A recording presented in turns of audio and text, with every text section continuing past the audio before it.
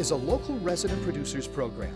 The program content is the sole responsibility of the producer and does not necessarily reflect the views or policies of CATV2, Oshkosh Community Access Television, the City of Oshkosh, the Oshkosh Cable Television Advisory Commission, or Time Warner Cable.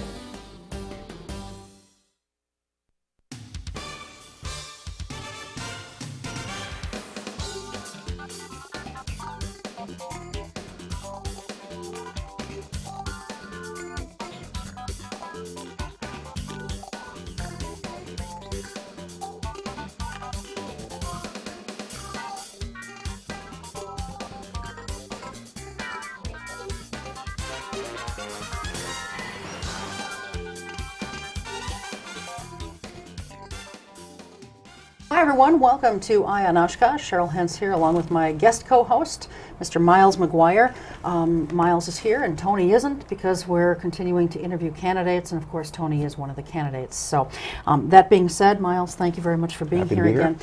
There are 8 candidates seeking a position on the Oshkosh Common Council. There are 3 seats available, 2 of which are currently held by incumbents Meredith Scheuermann, who is joining us in this half hour, and Brian Bain's the other one. He'll be joining us in the second half hour. The 3rd seat that is going to be open this April is currently held by Shirley Maddox. She announced earlier this year that she would not be seeking re-election. So for sure we will have one new candidate on the council at a minimum come this April. Now, in February, on February 20th, a primary will be held. At that time, 1 candidate of the 8 will be eliminated, and the 7 will proceed on to the general election. That will be held on Tuesday, April 3rd. So, with all of that out of the way, Meredith, thanks very much and welcome to the show. Thank you. Why don't we just start with you telling everyone a little bit about yourself. I know you did this 2 years ago when you ran, but tell us again, and why you're seeking re-election. It's pretty easy. I want to continue to help make Oshkosh a great place to live and do business. And ultimately 7 people get to decide that. And there's enormous challenges in front of us and great things on the horizon. And I think I can bring value and help make those decisions. In the last 2 years, I mean, this was your first term, you're seeking a second term. Sometimes it takes counselors a little bit to get up to speed, but you know, you've indicated that you feel you've gotten up to speed pretty quickly. What do you feel that you've personally accomplished during the last 2 years? And what I mean by that is not something as a cohesive group, but you personally. You know, for example, Brian Bain has brought forward resolutions and ordinance changes, things like that. Have you done anything like that, or what have you personally done? Well, I have not to date brought forward any resolutions. However, my strength lies in being really part of a collaborative team up there, because I think that being on city council is more about teamwork and more about collaboration and getting things done with 4 votes than actually how many resolutions do you bring forward. I think it's important how many resolutions you bring forward, and then how many actually get passed would be, you know, another conversation. So for me, what I bring to the council is that sometimes that peacekeeping, the looking, well, what if we did it this way? What about, for instance, just something that comes to mind, when we were talking about the productivity survey, I was certainly in support of it, and I was the one who said, you know, I'd really like to keep it under $100,000. Can we go back and can we see if we can get that productivity survey done, but spend less money? So I don't want to say like the middleman, the peacekeeper kind of role, but that's really where my strength has lied so far. Okay. And we're going to talk about that productivity survey a little bit later on, but go ahead, Miles. You mentioned enormous challenges facing the city. What would you say are the 2 or 3 priority challenges? Well, we certainly need to keep taxes reasonable. That's one of them that are right up there. But in keeping taxes reasonable, we still need to find a way to invest in our city as well. So juggling all of the priorities out there. How much do you spend on development? And will we get our payback in a timely manner to repay our TIFs or whatever we have to do? So balancing the spending, the wants and the needs, and keeping taxes reasonable. Okay. Go ahead. Go ahead. So, as an incumbent, one of your challenges is running as an incumbent. And what we saw, I think, in the fall was kind of a repudiation of the council's previous action in terms of the garbage fee. And you, I believe, voted for the garbage fee. I didn't. No, I didn't. No, but you voted for the budget. I did vote for the budget, but there was 3 of us. It was Brian Bain, Burke Tower, and I who voted not for the garbage fee. Okay. But ultimately, I did vote for the budget, which did include in there. The garbage fee. Okay. So that's true. I assume that that's going to be something that people are going to be asking you about. And what's your response? I would say that I'm glad to be part of a team that was able to make that go away as well. So the referendum ultimately made it go away, but we were very committed, and I remember I got some grief for saying, you got to trust us on this, but I was part of the group that was very committed to making it go away for 2007. The referendum just made it mandatory that it went away. I mean, I didn't vote for the garbage tax. When I went to the polls, I actually think it was a no. I can't remember if it was a yes vote or a no vote, but I didn't want it either. Right. I didn't want to raise the levy limit, and I didn't want the garbage tax, so I can't remember which way the yeses and nos were, but I wasn't for it either. So, but we were very committed to finding a way to make it go away for 2007. We weren't able to do it in fourth quarter of 2006, admittedly, but I would have been part of a team committed to making it go away somehow. Well, let me just follow up on that because, some people say, well, you could have made it go away. You could have made it go away. At budget time this year, there were things that were taken out. We were going to have this being cut, that being cut, and then you found things to add back in. You being the council, not just you personally. Right. Right. So, I think the sentiment out there is you could have made it go away. Yeah, some people would have lost jobs, but it could have gone away. How would you respond to that? I think it's a fair assessment. I think that I hate using the excuse, if you will, of experience, but you certainly learn a lot as you go through something like this. And I think we did a much better job this time around. We started the process a lot sooner. I can't even remember, 3-4 times we made cuts. We started at straight across to 3%, then we added some things back in, then we made some more cuts, then we were going to do automation of garbage, and we said, nah, we're not even going to touch garbage this year, so we were able to add that back in. So the process was much more refined, maybe is the word. I'm not totally sure, because we did spread it out, but yet we got down and dirty a lot sooner than we did the last time. And experience will do that for you. This whole go-round with the garbage fee is described by some people as sort of a symptom of kind of a dysfunctionality in city government, that the voters had to make this decision and make it very clear to our elected representatives. Do you agree that there's some dysfunctionality in city government? I would say that we certainly have some challenges ahead of us, and we have some work to do. Okay. Say more about that. I know. I think that the message came to us loud and clear with the vote, resoundingly 80-20 or something like that. I don't think, should I get reelected again, I don't think I would ever go down that path of taxing core services in our city. I think I'd take stronger stances. Like I said, I wasn't in support of it. I didn't find a way to put it back in 2006. And I think that experience now, I think I would find a way. And again, it goes back to the whole trust me thing, and you can't expect people just to sit back and cross their fingers and hope that we do what we're supposed to do, but maybe it was a lesson learned. Well, one of the specific criticisms, I think, of this, if we adopt this language that there's dysfunctionality, is that there's something wrong with this, the existing council manager form of government. And some people would say it's a structural problem, some people would say no, it's the individual personalities, but it seems like there isn't leadership. Whether the leadership is supposed to come from the city manager or it's supposed to come from the council, I guess there are different views on that. Do you think we have a structural problem in the city?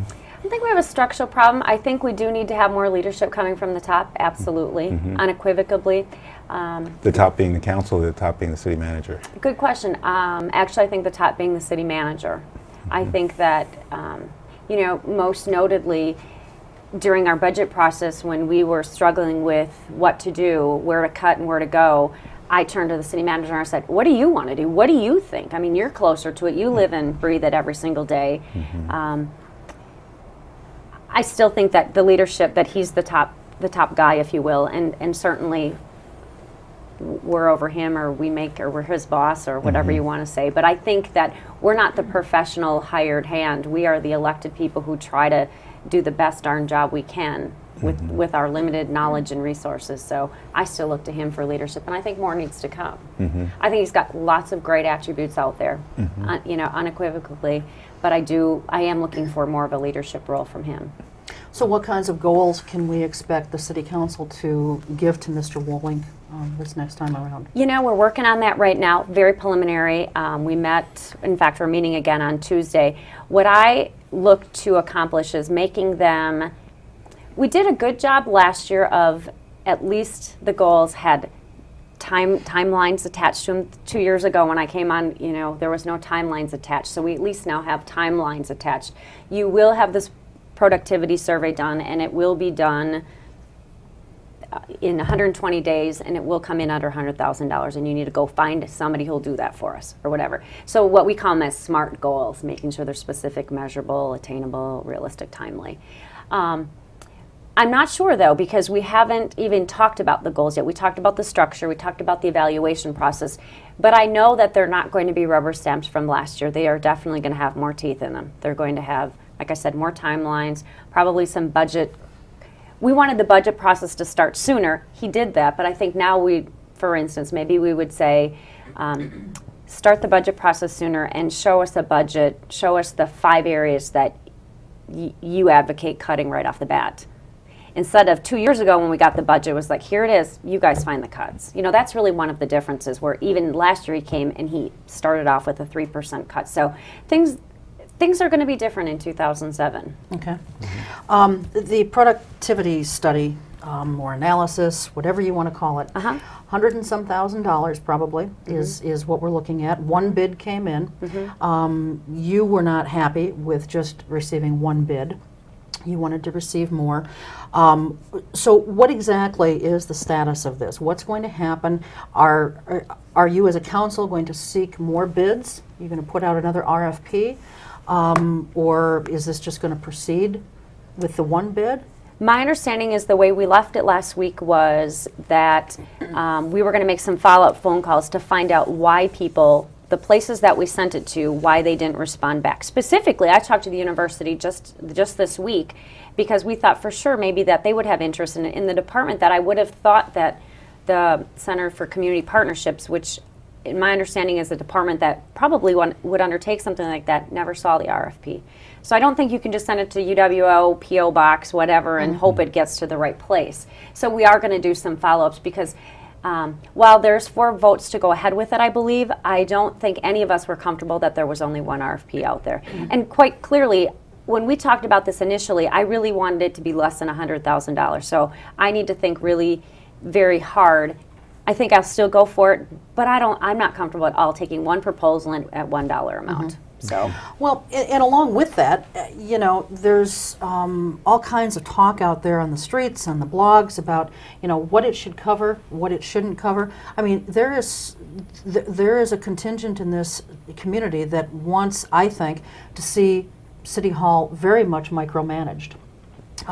Right down to how much police cars are being resold for, right, or auctioned off for, or whatever. Is a study going to look at those kinds of very nitty-gritty type details, or what's this thing going to? What's a study going to look like? My understanding is the study is going to go into a department, evaluate the number of people in the roles they're doing. I think on a broad space, we're looking for, is there any global restructuring that we can do. I remember a couple of years ago, maybe 3-4 now, we combined IT under John Fitzpatrick's group. Instead of having an IT guy and then all the people under there and secretaries and everything, we were able to shift some of the responsibilities under John Fitzpatrick. We're going to be looking for efficiencies, I think mostly in personnel and duties. Can there be any consolidation? The study that we're putting out there, I don't believe includes the how we purchase the squad cars and get rid of things like that. I don't think the current study. It's more personnel related and more job specific functions that we're going after. So it also won't address how few or how many parks we have, or Not this things- study. My understanding is no, not at this time. People have been very critical of the fact that, oh my God, you're going to spend $125,000, and yet we hear from several groups that we're efficient and we're lean and we're this and we're that. But the way I look at that is, if we find that there is some duplication in job duties and we can do some consolidation, and never have been a proponent of job loss. I mean, I almost want to put that right out there, almost to a fault, that I don't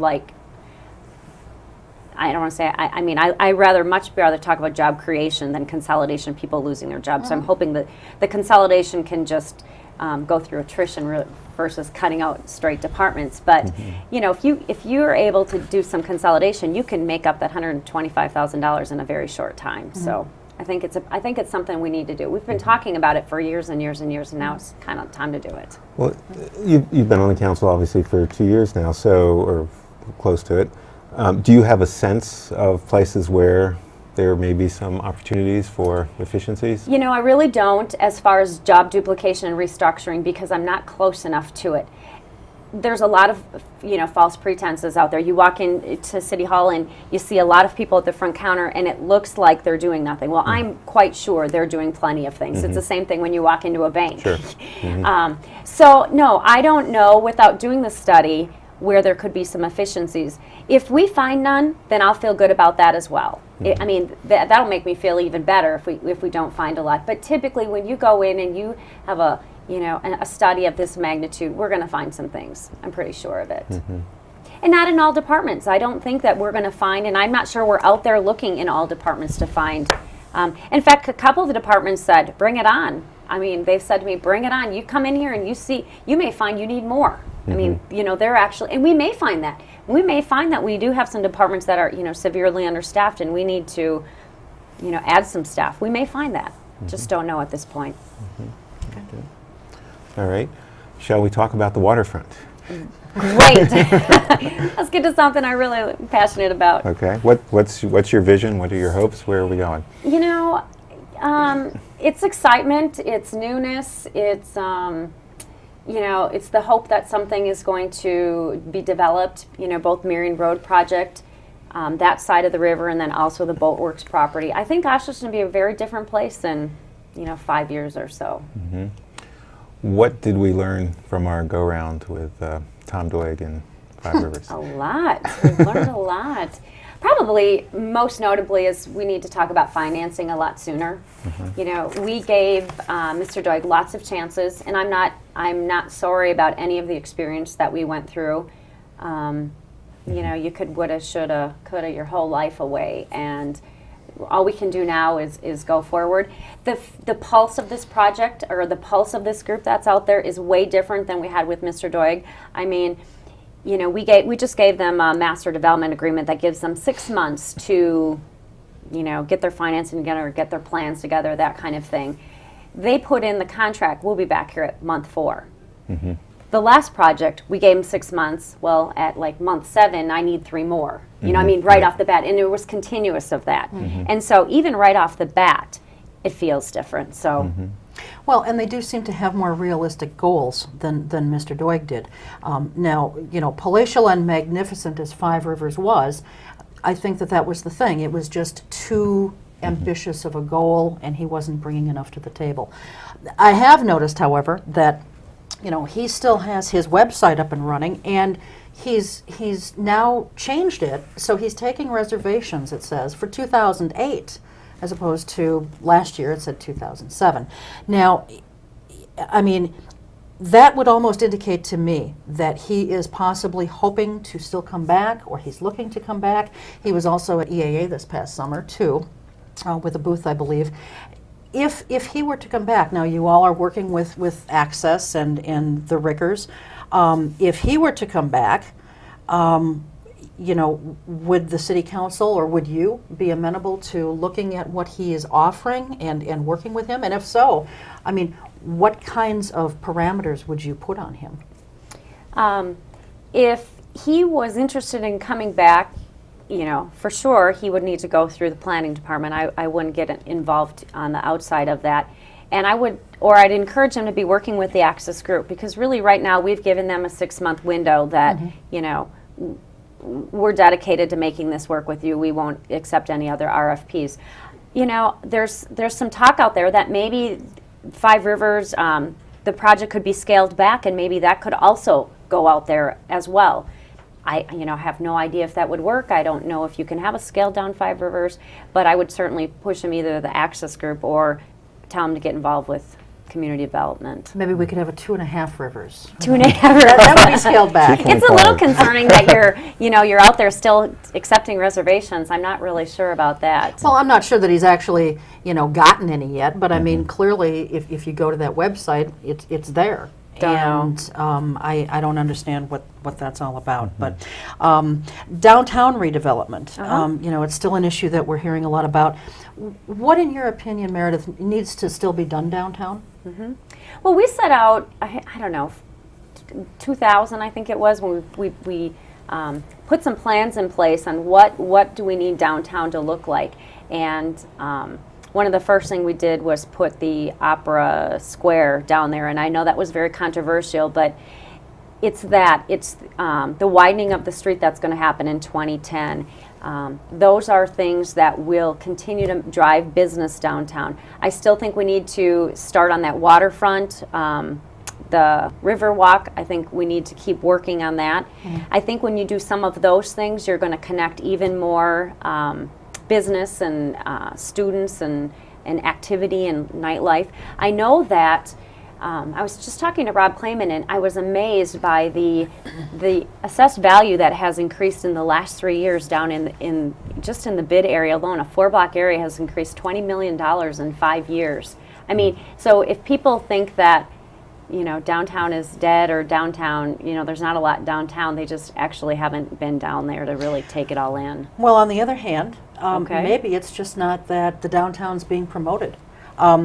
And that was going to be one of my next questions. I think that we do a deplorable job in this community promoting downtown. And I think the merchants are partially to blame for, the comings and goings. I mean, downtown may be vibrant, but businesses come and go. They do. And, a lot of that, I think, has to do with the fact that people don't know that these businesses exist. In other communities, they are actively promoting their downtown. Future Nina actively promotes downtown, and they're a separate entity from the city. Our Bid, I'm not sure what they do to really actively promote downtown. I don't see what Rob Clayman's group, the Oshkosh Area Economic Development Corp, is doing to promote downtown. I think the merchants maybe need to have some longer hours in the evenings when there are activities downtown and so forth. But what can all of these groups do as one entity working together to help to promote downtown and the businesses that are there? Well, there's a couple of things I don't agree with. I think that the Bid does a very good job at marketing. They're a solid, tight-knit group that, welcome active membership. I know there's a marketing consortium that just has started by I think it's Megan Hoopman who's starting it, who's really working on the marketing of downtown. The Chamber of Commerce certainly is active in it. They have different publications. That go to chamber members only, though. True. The public doesn't get those. There's a new store down in the 100 block of Main Street. I feel that I'm pretty well connected to what's going on in this community. I never heard of that store before. We heard about it through the high school newspaper, the Oshkosh West Index. Well, and I think the Northwestern actually does a much better job than they used to. You have the Streetwise every Sunday. You have the column over on the right-hand side that highlights businesses. Are you talking about the Walkabout or Roundabout store that's in the 100 block?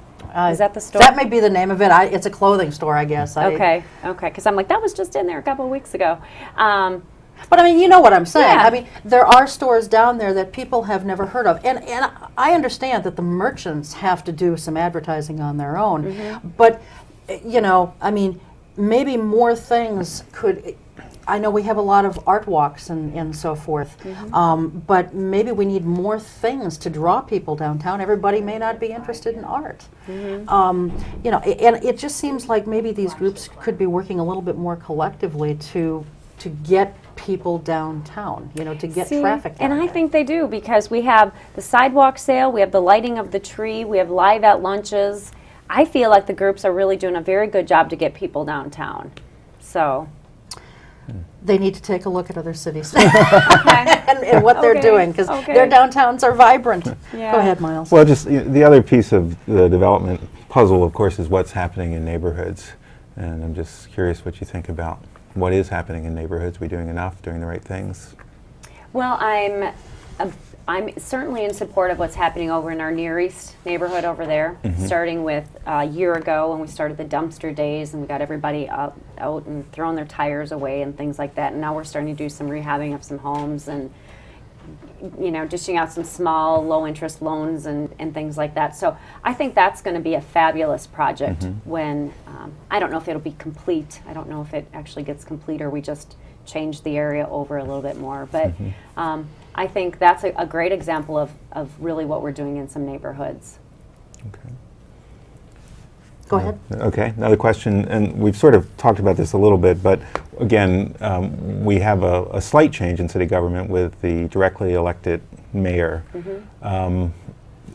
What do you think of that so far? Is that better, about the same, not making a difference? I don't think it makes a difference, to be honest. I think it becomes more of a popularity contest. I mean, with no additional power, maybe you just have to spend more money on a campaign to get elected to be mayor. I don't know. I think if you have no additional power, we all should be the same. But we've also talked about there being sort of a dysfunctionality in city government. Do you think, and a lack of leadership, should we be moving towards a stronger mayor type situation, or? No, you know, I'm not really in support of that. I think if we are able to make some strong leadership shifts, you know, starting at the top, and that also includes the 7 councilors as well. You know, there's really something to say about, sounds like I'm politicking now, but you know, having consistency up there as well, because all you do is the longer we're on council, the smarter we become. And so if some of us could stay on there for a couple of years, you would get, because I mean, I've made a lot of claims here tonight that these are some things that I want to do, and you got to trust me that we're going to get them done. You can't follow through on those things if you don't have the time to do them. Maybe there should be a shorter learning curve. I'd even give people that. But now that you've got, you know, some dedicated people up there who really get the fact that you don't want a garbage tax, you know. So, to answer your question, I'm not real keen on changing the form of government. Okay. Just real quickly, and then I want to give you a chance to tell you folks why they should vote for you, but talking about follow-through, very quickly, when the whole fishing pier thing came up, you had asked Dick Wooling to bring forward some information on how other communities notify neighbors of changes in their parks. Whatever became of that? We have actually seen consistent neighborhood awareness. I can think last week we even did the approval of the Quarry Park and the fast pitch people coming in, and the Parks Advisory Board is consistent in sending out notifications now. I think they learned their lesson. All right. Well, I'd like to go on with that further, but why don't you look in the camera 3 there and tell folks why they should vote for you on Tuesday, February 20th. Well, I appreciate the vote 2 years ago to be on your Oshkosh City Council, and I'd appreciate the opportunity again going forward. We have a lot of challenges ahead of us in 2007, and I'm absolutely committed and poised to be part of that process and to make good decisions. For me, it's important to have a positive voice. It's important to be experienced, be able to handle thinking outside of the box, asking yourself, what if, could we do things differently, could we do things better, and really having the determination to say yes to all of those questions. So I do ask for your vote on February 20th. All right, very good. Thanks so much. And we're going to take a short break. When we come back, we'll be joined by Brian Bain, also an incumbent. We'll be right back. We just escaped. I escaped. I escaped. By foot. Run across, boarded. I couldn't practice my religion. I was put to work in forced labor camps. If I stay in Cambodia, I would have been dead by now. If you think differently, then you're an enemy. If you know how to read and write, you're dead. You speak your mind? Your dad? The only way to express what I wanted to do was to get out. I got to the country when I was about 14 years old. I was 20. I was 24. I came here with nothing. No money, no English. America stood for freedom, it stands for freedom, and that's what all my generation, young generation, wanted to be there. For the first time, I felt like I have a right to be on this earth. Here, you can do whatever you want to do. I love my life here. I feel at home. I'm free to do what I want. Freedom to me means my life.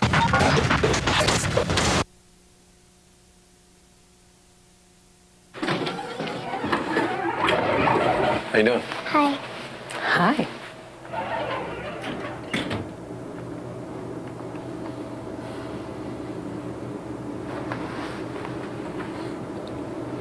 Have a nice day. You too. Thanks. If only child abuse were this easy to recognize.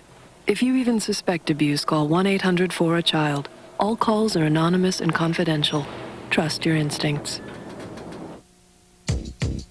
Poor nutrition today will increase Sarah's chances of anemia, add to her healthcare costs, sick days, even stunt her ability to learn. And the thing is, Sarah's not even born yet. Get proper nutrition before it's too late. Call or visit WIC. WIC provides nutrition information, healthcare referrals, even food. Your child has you, and you have WIC.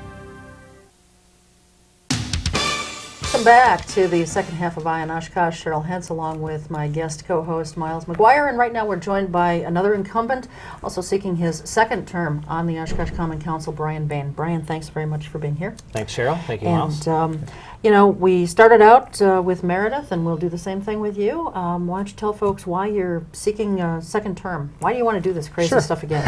Absolutely. Well, first off, I just want to say it's been an honor to serve on the Oshkosh Common Council. I'm running for re-election because I want to continue to build upon the past 2 years. When I ran 2 years ago, I talked about accessible and accountable government, quality neighborhoods, strong public-private partnerships, and responsible use of our tax dollars. I also promised to work hard, research the issues, listen to all sides, and make the best decision possible for Oshkosh, and that's exactly what I've done. You know, I'm the only council member who hosts a blog and a website and listening sessions. I consider each item before the council on its own merits, and I'm not afraid to voice my support or concern for an issue, and I'm not afraid to take a stand. I also have 2 years of solid performance and proven results, and that's what I would like to continue to do for the council here in the city. Okay. What kinds of, you know, you talk about 2 years of proven results. What is that collectively or? Oh, I mean, I think you have to look at what we've done in 2 years as a council, and then also there are some things that I'm personally proud of. You know, in terms of looking at communication, I think that, you know, I've always been advocating for how are we going to communicate this to the public? Have we given the public enough time to talk about this? We learned our lessons early on about that, and I think that that's what we have to do. Yes, we made some mistakes earlier on about communication, but what we need to do is make sure we build upon that. I think the getting the condominium owners equal rights as other property owners here in the community in terms of receiving city services is important. Protecting citizen statements in council meetings, that's come up I think twice now for a vote, and I voted to protect those both times. And then finally, actually we have on the agenda coming up at our next meeting to remove the garbage fee language from the city ordinance. Yeah, I'm not sure exactly where my question is on that, but you know, basically it's if I understand it correctly, Brian, it's just so that it doesn't have to be a requirement that it's discussed every year. Correct. When I talked to the city manager, I asked him if he was aware that actually the way the ordinance was written, that every year, even if we wanted to set a fee at $0, we would have to bring it back up and vote on a resolution to set it at $0. And I just thought that was kind of antagonistic to every year bring that up. He said staff had no intention of bringing it forward. I certainly had no intention of bringing it forward, so I said, why don't we just eliminate it from the language and move on from there, so we don't even have to have the discussion every year about it. Okay. Well, a couple of things. Number one, some may say, Brian, come on, this is politicking. Sure. You're right during a campaign Yep. season, you're bringing this forward. That was obviously a hot issue last Yes, election. it was. How would you respond to that? Well, the only reason why I brought it forward, we had another resolution that we just approved, actually changing some other items in that ordinance about increasing the size of our garbage cans and the lids issue. And when I was looking at it at that point, I was reading it, and there it was. And that's what I called Richard the next day and said, hey, is this something that we can look at? And he said, well, we have no intentions of bringing it forward. Then I said, well, let's get it out of there then. So who do I need to work with? Because I hadn't written a proposal at that point. So I talked with Lynn Lawrenson from the city attorney's office, and I had actually just asked, could I just amend that ordinance with the size of the cans and just add it onto that? And she said, no, it's part of the ordinance, but it's a different part, and it needs to be a completely separate resolution. With That's 2 hearings. Yeah, that's the only reason why it came up as a separate item. Well, and that brings me to my second point then. You know, it's great that you found it, but we have full-time staff, and this is going through a legal department, and I'm sure our city manager is seeing this, Yep. because he's got his own show here that he hosts as well, and or at least is a guest on, and he produces it. Why are the hired hands not catching these things? Well, that's a good question. I don't know. And it's one of those things where I think that's probably a lot of frustration in the community right now. And quite honestly, it's a lot of the frustration within the council, and I've had some frustrations with it. You know, when we're asked how do we rate the the city administration, there are some tough subjects out there that we need to hash out in the coming months, starting with the city manager's evaluation that we're currently entering into right now. Go ahead, Miles. This is a question, and there's confusion and differences of opinion. Who's in charge here? I mean, should the city manager be the leader, or does the city manager sort of work as the chief executive under the council? Who's supposed to be running the show? Well, I think the city manager should have a very important role. You know, I've looked at other communities that have council manager forms of government, and I have seen where the city manager has been a big proponent and out there and in front of things. I've also seen it where a mayor or a council president has also been out there in front of things. So I think you have to walk a fine line and a balance. But our current administration does not. I don't think they see the need to be kind of really out in front of the cameras, out in front of the microphones, talking about what's going on all the time. And I think that's a detriment to our community. I think even just offering press releases and just giving information all the time about what's going on in the community. I know that he hosts a program, and I know that we have a website and newsletters, but the reality is media is important to involve. And we can't constantly just say, well, the news will report what the news wants to report. Well, yes, they will, ultimately. But we can certainly try to get out there and have them report on the things that we would like them to report about and make sure we get the information out there as best we can. And I think that it just takes some effort on that part. So it sounds like you're saying that with the existing structure and essentially the same personalities, it can work. It's just a matter of it can work, but it's difficult, and I admit that. I think that we need to seriously look at whether or not we want to have a more vocal, involved city manager, and if we do, we have to make that a goal for our current city manager. And if that's not something that he can accomplish, but that's what the council and the community is asking for, then we have to look at those other alternatives. I mean, I think that's the nature of the council manager form of government. All right. You want to talk about Five Rivers now?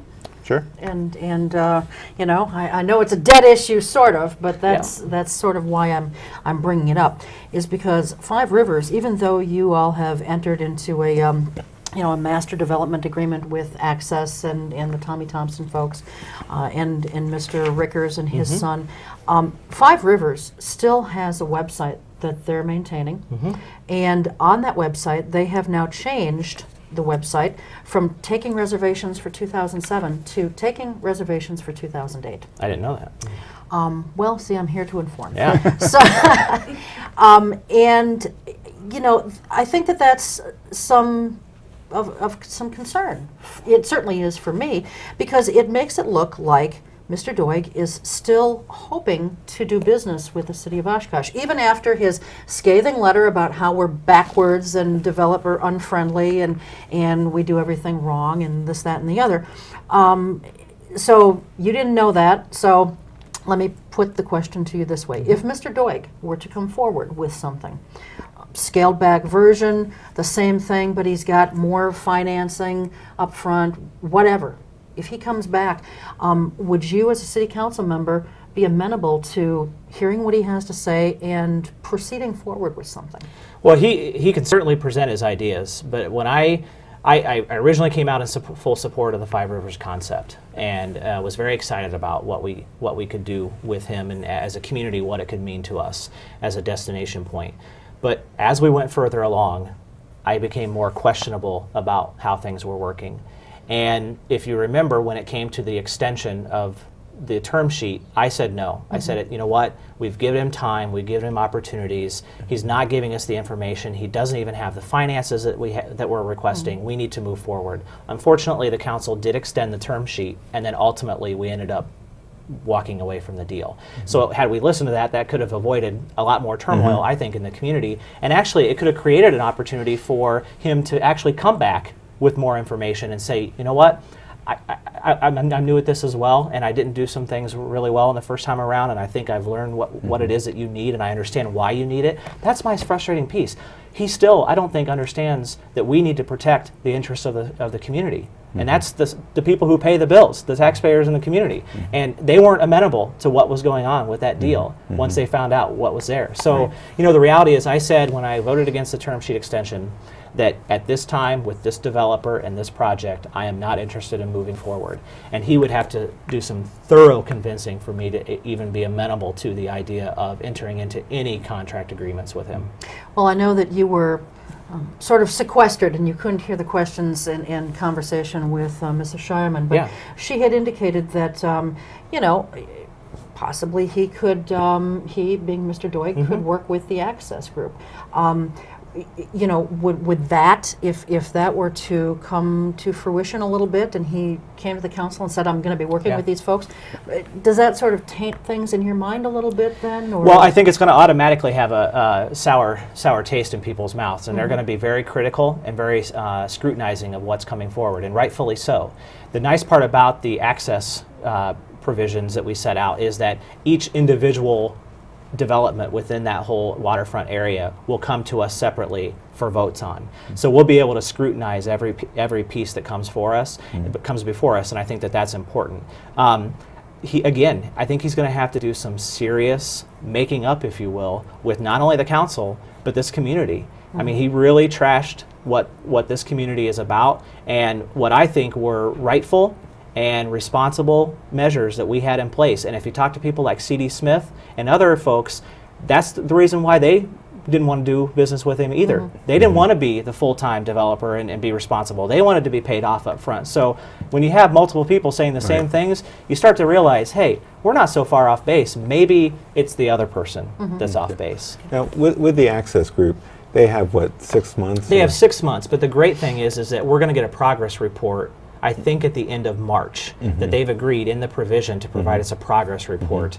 So it's nice because we're kind of going to have a prelude to what's going on, and we'll have a kind of a look into, all right, how are we looking? Let's not wait till 6 months and then find out we need more time, or wait till 6 months and, well, not going to work. If we think it's not working 3 months into it, or we need to tweak some things, let's do it then and be proactive. But at this point, no money has changed hands, is that right? To my knowledge, we haven't done anything other than sign the agreement to say we're willing to let you be the master developer. We will sell you the land for $1, and then each individual development you would like to bring forward will have to go through the proper channels. Yeah, I was just curious if anybody thought about structuring this deal the way that you would if you were a private developer, which is that you would buy an option on the land.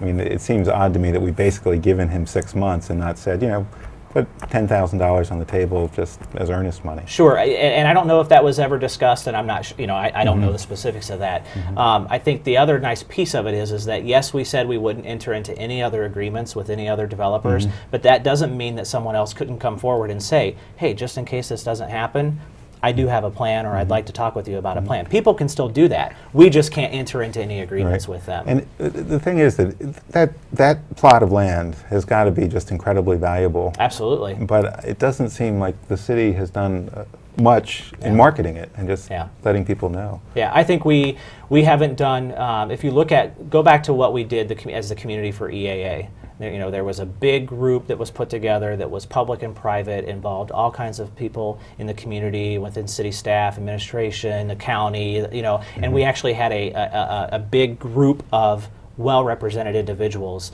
going out and selling what we could do here in the community. And we don't do that very well. We operate kind of in silos, and even now with what's going on with the school district, I attended the community meeting, the last school board meeting that they had where they talked about things. And as I'm sitting there, I'm thinking about some of the things that we do here in the city that we really don't talk to the school board about. I mean, we don't really, Right. and as That's a council, not in terms of, I'm not going to worry about the schools when we talk about streets and sidewalks and stuff, but all of those things impact the schools. Right. And some of what we do impacts the county. And we don't ever really talk to each other about things like that. So in terms of ideas for future, I think that's an extremely important idea. I've already started talking with some county board and school board members, and I think we are all agreeable that we should start some sort of Oshkosh Council, if you will, of elected folks from the different entities, involve the state, and try to sit down and meet, quarterly, 2-3 times a year, to talk about the issues that we're dealing with, and try to see if we can't work more collectively with each other, and when we have big projects or things going on, get other ideas from each other, because hey, more heads produce better results. Right. The riverfront, this land being Yeah. sold for $1, as Miles said, it is incredibly valuable. It is. It is on the water. Why would the city sell it for $1? I think that's I guess a common practice, if you will, in these types of situations. That's my understanding of it anyway. And I'm sorry to interrupt, Sure. but when we're in the financial straits that we're in, do we have to always just resort to what's been common practice? I No. mean, shouldn't we start looking out for our valuable land a little bit more? Absolutely. We're called Oshkosh on the Water. We talk about how we need to develop the waterfront and make it almost the gateway, not the Yeah. gateway, but the eye of the city, if you will, and the centerpiece for the city. But then we give away the land basically for $1. Yeah, and part of it, in my rationale anyway, is that we've got to jumpstart something down there. In all reality, if you look at what's between Jackson and Wisconsin, or even go further to Congress, but you've got the university in there on the one side, we don't have a lot of development that's occurring in that area. And we have to jumpstart something down there. My hope would be that if this goes off, and this is a huge success, that people are going to be willing to pay top dollar to come down and settle along the riverfront, because that's the place to be. And so hopefully by doing that, we can jumpstart some of that and recoup some of those monies in the long run. Who would they pay that to, though, if the developer has bought the land for $1? Oh, I mean in terms of maybe not necessarily that piece, but Okay. pieces on the other side, or Okay. down on Main Street across from the Riverside Park and that area, those types of Okay, areas. gotcha, Yeah, gotcha. riverfront in general. Miles, go ahead. Okay. Well, we'll stay on the development topic a little bit and move up the street to downtown. Okay.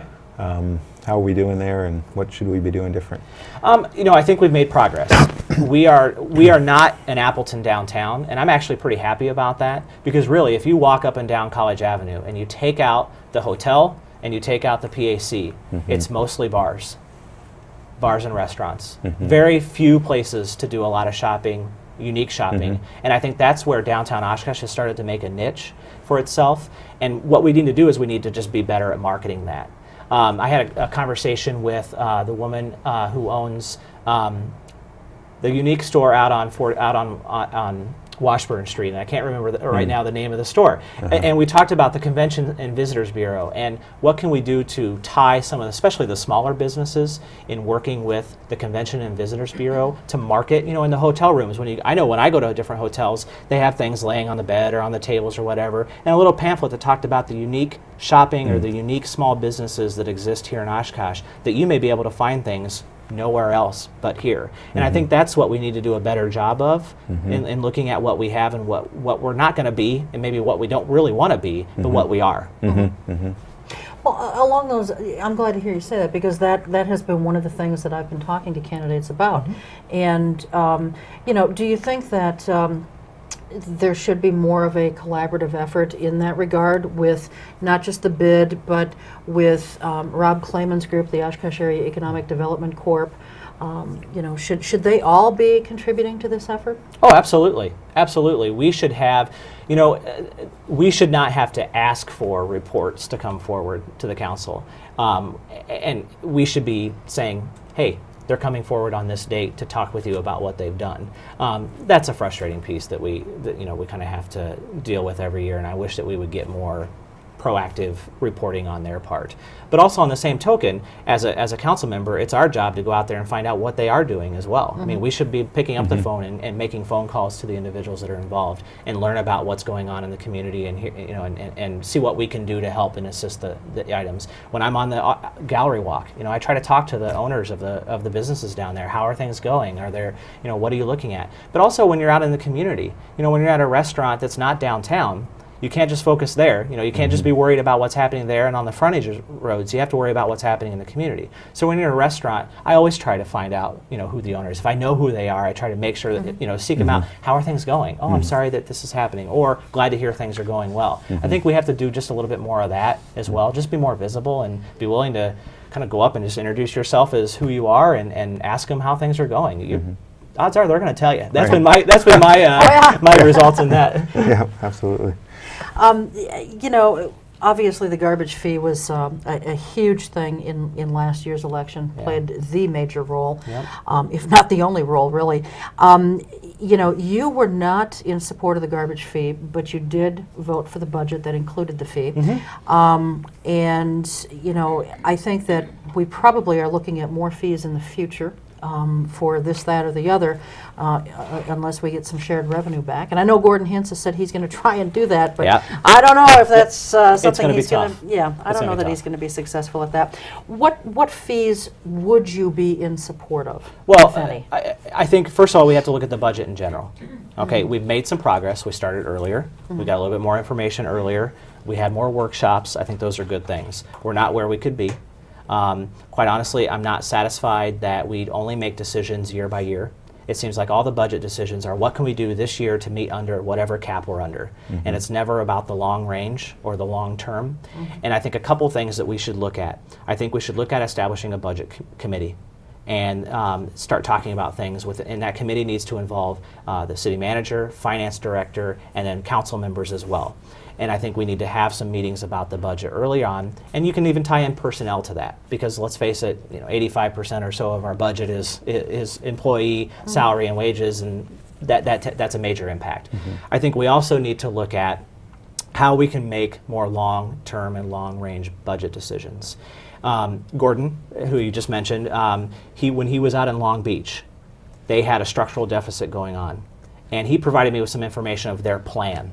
And one of the things in that plan was just a simple, like a budget form where any decisions that you talked about, for instance, I think they used to provide garbage service on holidays. No matter what the day was, it was a holiday. So they looked at, what if we eliminated that? And it came back with, here are the pros and cons financially, here are the pros and cons service, here are the pros and cons staffing. So it broke it down into those things. I don't think we do it a lot about that. We just think, well, let's eliminate a route and get rid of 2 sanitation workers. And not that that's not, I mean, I don't want to say that, accuse anyone of just, willy-nilly making decisions like that. But we don't see, as a council or as a general public, any information about the cost-benefit analysis. And I think we can do a little bit better job at that. In terms of fees, I don't want to see fees for services that should be provided by the city. On the same token, the city could, I've heard people say, just city get out of the garbage business. Well, we could privatize. We could just say, fine, City of Oshkosh, we're not going to do anything with garbage and recycling. And that's great for the city because our budget will go down. But I'm convinced that as taxpayers, though, we're not going to see that savings because the private companies are going to come in first year at a great cost, and then up goes the prices. And I've talked to so many different communities where that's happened. Yeah, and that's a basic health service. Absolutely. I mean, it's something city government should do. Absolutely. So I think we honestly have to do more of collaboration, talking with school districts and county boards, and what can we look at consolidating, what can we look at. There's legislation or talk of legislation about making it easier for communities and municipalities to consolidate. A lot of people don't realize that we can't just close up a department or close up a service because there's mandates and there's actually benefits for us to have a health department. because we don't have to do so many other things that the county has to do and pay for. So it's tough. There are a lot of restrictions that we have, but in terms of fees, not for services that we should be providing. Should be a specific boat launch, help pay for the boat launches. Okay. Well, this sort of ties in with the audit. Yeah. So what do you think we'll find? Well, I don't know how we're going to move forward at this point in time. It doesn't sound like there's a general consensus exactly on one proposal. So what we're doing right now is we're going back and asking, why did we only get one response? Would there be a way for them to do it at a more reasonable rate? There also, what we haven't talked about, there was a hybrid study option that was thrown out there that wasn't really put out for an RFP that talked about whether or not we have city staff collecting some information, general information, and then handing it over to someone like the university, someone from the university, Professor Maher from the public affairs area, and then him having to analyze some things and then give us some results back. So it's kind of it's not just city staff, but it's also not contracting out everything, so the expense is high. But I honestly, we're not going to find a ton of money in big things. We may be able to cut little things here and there. I think you really have to think about it from a bigger picture. You can't just say we're going to cut a person in this office and cut a person in this office. We may have to look at, in the long term, spending money to maybe renovate some things in City Hall to eliminate the need for 4 customer service desks for 4 departments. Is there a way to create one that serves all 4? But that takes money and time and planning to do that, because you can't just close it up with the way we are configured. We're in the old high school. The walls are not as movable as they would be if they were in a newer building. So we have to consider those constraints. Just one thing that I happen to think about. One of our crew is he works in corrections, and they, at the state level, are always running short of space for inmates. I know it's not real huge up in the jail. Well, it used to be the jail up above where the police department currently is. But, he suggested, is there a reason that the city can't rent out some of those cells, to the state or to the county if it were to need more space? They might have to do a little fixing up there, but it might be a way for us to generate some money in the city. I think it's a good idea. I've said before, and I'll say it again, I think we should explore any and all options. Everything should be on the table. Just because we talk about it doesn't mean it'll happen. But I think that's a great idea to at least pursue. Well, you can thank Mike for that. Well, thank you, Mike. But I think, honestly, I think those are the types of things that we need to hear. And on our website, on a city's website, we don't even have a spot there for citizens to punch in comments. And we have a comment box going out of the front of City Hall, and probably 20 years ago that worked really well. But I think we have to adapt some of the things that we're doing, and that's the reality. We have to constantly adapt, and we need to think about ways to actually ask for feedback like that in a way that not only citizens feel like they can do it, but also our employees, because I personally don't think we do enough to get concrete information from our employees. Okay. All right, very good. We're just about out of time. Why don't you take about 30 seconds or so, look into camera 3, and tell folks why they should vote for Brian Bain on Tuesday, February 20th, rather. Thank you, Cheryl. On February 20th, citizens of Oshkosh have the opportunity to make the first of 2 decisions about who they want to represent them on their Oshkosh Common Council. I have demonstrated over the past 2 years to be an effective communicator, someone who is progressive yet practical, and a trusted, experienced leader with proven results. I will continue to work toward a strong, proud future, and I ask you to join me in creating a shared vision for the city of Oshkosh. It's not always about being for or against, or being a yes or no vote. It's about working towards the common good, and I ask you to join me to do that. So on February 20th, I ask that you vote for Brian Bain for City Council. Thank you. All right, very good. Thank you so much. We appreciate your being here. Thank you both. We'd love to have you back again if you make it through the primary. If I make it through, I'll be back. All right. And Miles, thank you. Yep. And as always, thanks to you. We'll see you next time. Until then, take good care and keep your eye on us. We've got our eye on Oshkosh.